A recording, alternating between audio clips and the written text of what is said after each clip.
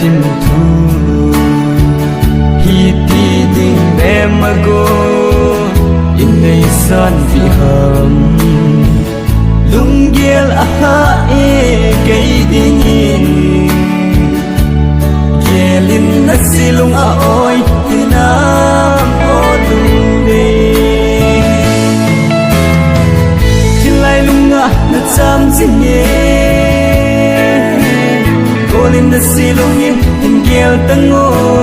nei bona nei eng bona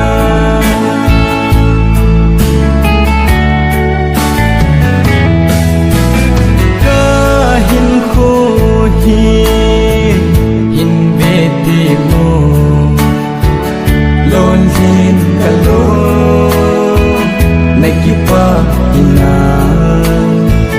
lung gel asangi nang lova hin kho among zo na den kum pon nang lova chilai lunga na cham jinge golin na silung in gel tango nei bona nei eng bona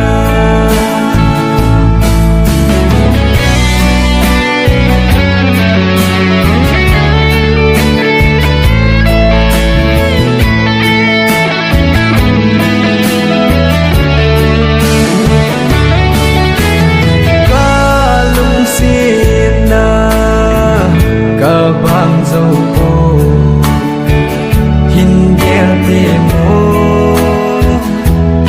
khen cô thương khen đinh lung gheng mong na hita kay khen cô đinh gheng lova chỉ bin na hita chilai lunga na cham jinge golin na silung in ghel tango